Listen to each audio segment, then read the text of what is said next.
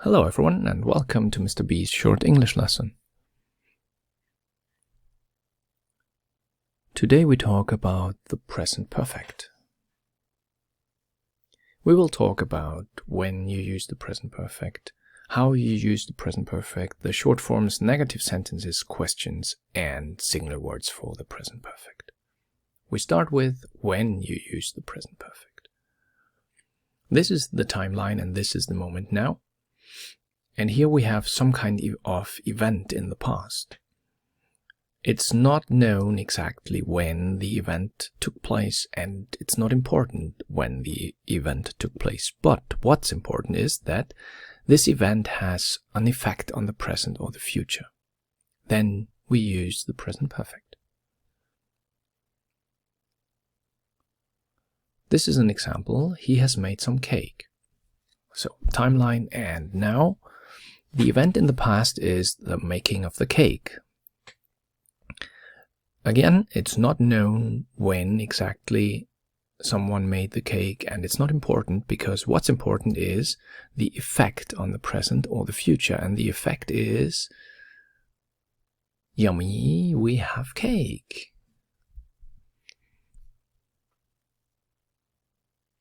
Another example, I have tidied my room.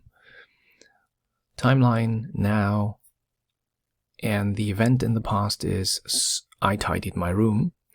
It's in the past. It's not known or important when, but it has an effect on the present or the future.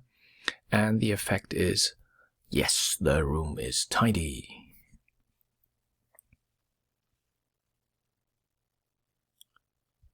So when do you use the present perfect? When you have an event which took place in the past, and it's not known when it happened exactly, and it's not important when it happened exactly. What's important is this event has an effect on the present or the future.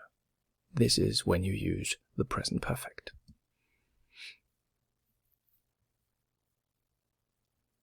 How do you do it? Here's the example sentence again. I have tidied my room. Or he has made some cake. We have or has and the so-called past participle, which is the third form of the verb. Let's have a closer look. First we look at have and has. You should already know that we use has when we have he, she, it, and have with I, you, we, or they. Now, what's the past participle? It is the third form of the verb. When you have a regular verb, you only have to add ed, but when you have irregular verbs, it's the third form. So here is an example. Go, went, and the third form of go is gone. Which means with irregular verbs, you have to learn them by heart.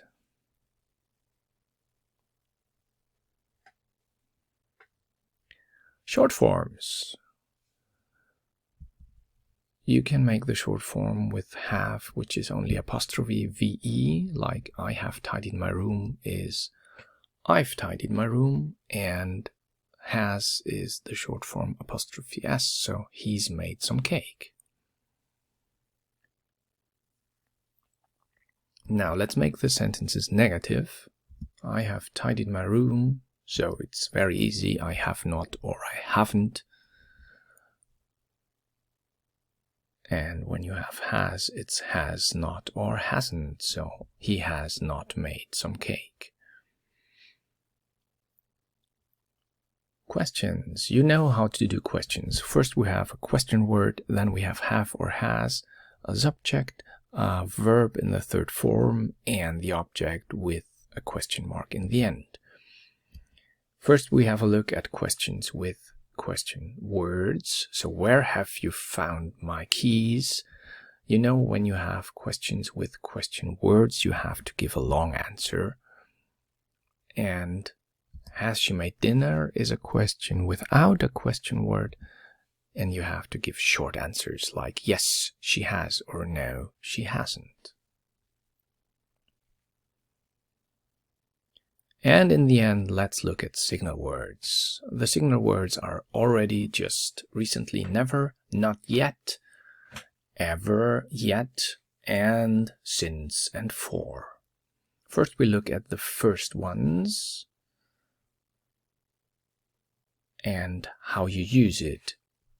You use those signal words between the have or has and the third form of the verb. Like I have already been to Italy, I have just been to Italy, I have recently been to Italy, I have never been to Italy. Not yet is slightly different because you have a negative sentence, it's I haven't been to Italy, and the yet is in the end.